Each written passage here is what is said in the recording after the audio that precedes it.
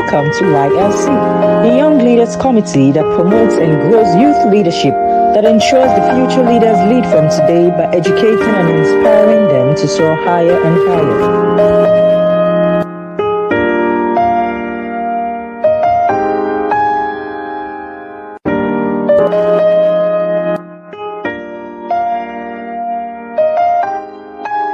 Welcome to YLC, the Young Leaders Committee, the platform that educates, enlightens, inspires, and walks young people into leadership from their youth.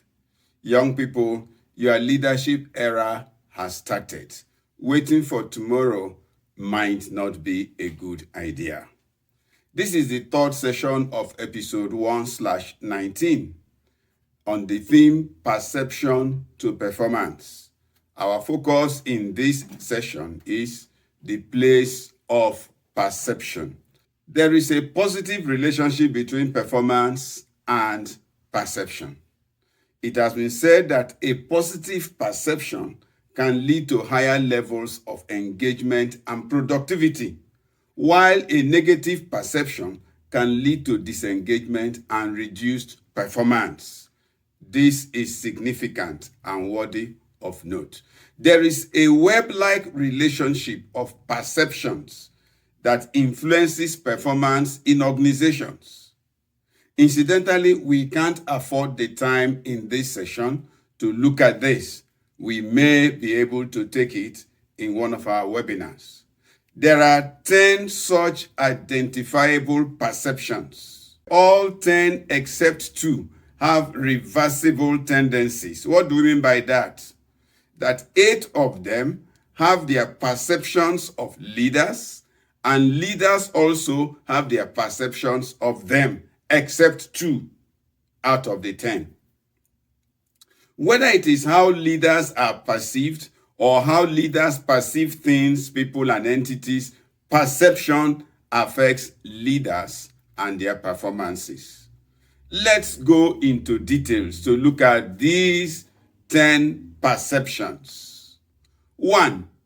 Perception of workers, leaders, employees by their superiors. We are using 3 words and we are using them as synonymous because of the different organizations. We use the word workers, we use the word leaders, we use the word employees. So any of them can be used instead of the 3 of them at any point in time. Now, perception of workers or leaders by their superiors. Both leaders and their superiors have their perceptions of each other. The nature of their perception of each other will determine performance in that organization. Superiors have their perception of workers, and workers have their perceptions of superiors. And these affect performance in the organization. Number 2, perception of work by workers. This is one case when perception in an organization is not reciprocal. How leaders perceive their work matters greatly. Do they perceive their work as of utmost importance? Do they perceive their work as contributing significantly to the organization? Do they perceive their work as below their dignity or above their competence level? They probably have one perception or the other. And we are saying leaders' perception of their work will greatly determine their enthusiasm and readiness to approach each day's work. Number 3, perception of workers by the organization. This refers to how the organization perceives workers. It is a formal and corporate perception of each worker, of all the workers together. It will affect both their attitude and commitment to work. Number 4, perception of the workplace by workers. Someone has this to say, that how employees view their workplace can affect their engagement, productivity, and job satisfaction.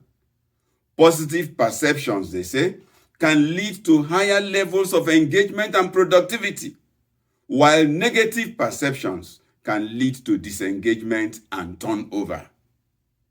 And number 5, perception of workers by colleagues. No man is an island, and many human beings are usually affected by how people perceive them. We therefore encourage leaders to be careful in this regard. Be realistic about your colleagues' perception of you or of your performance. Do a realistic self-assessment or get an external appraisal, but take the appropriate step. On the other hand, leaders' perception of their colleagues could affect their comportment and attitude to work. Perception number 6. Perception of workers by contemporaries. By contemporaries, we mean people you associate with or people who are in similar situation or cadre in some other institutions or organizations. For instance, a chief accountant in an organization would expect identical treatment as their contemporaries in other organizations. When they feel better treated, they are likely to perform better.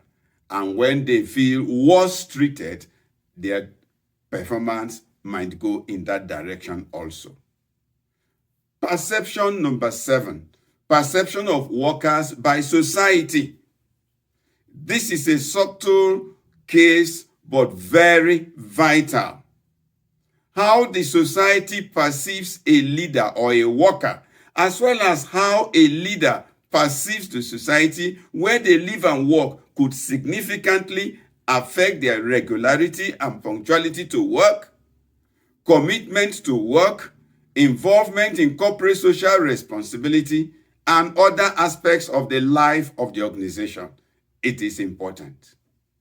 Number 8, perception of workers by clients. This is significant when there is a possible contact or communication with clients. A superiority feeling by clients could make them relate poorly towards workers in the organization. The attitude of workers to clients might also be poor if their perception of clients is negative. In their disdain of the clients, workers or leaders are likely to act in ways that run contrary to their organizational principles and success. Number 9, perception of workers by their families. This is fundamental and could have far-reaching consequences which may not be readily identified. How do they perceive their spouse or children or parents? How do these also perceive them, look at them, see them? It might boost or tone down their ego, enthusiasm, and readiness for work. Finally, perception of self. This is the second case that is not reciprocal. And a scholar has this to say about it. He says, employee perceptions of their own abilities and the significance of their work can impact their productivity and performance. Employees who believe their contributions matter and are recognized tend to perform at a higher level.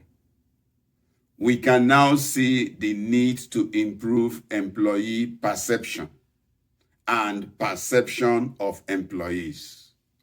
Consequently, we want to counsel organizations that they should prioritize positive perception of their employees or workers. They should ensure that employees are perceived in positive light by people. They should ensure and foster a culture of continuous feedback so as to reduce negative perception.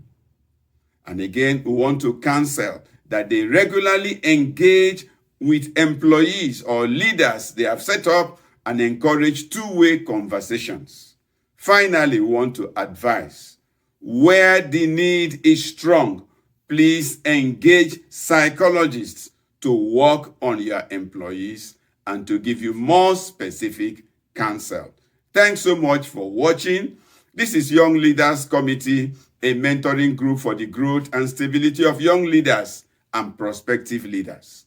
It promises potentials and opportunities for encountering all classes of young people and turning them around for excellence. The registration has commenced. The earlier you get registered, the brighter your chances. You can use the link on the screen or visit our website www.gedamconsult.com to register. It's free. Thanks. See you at the next session.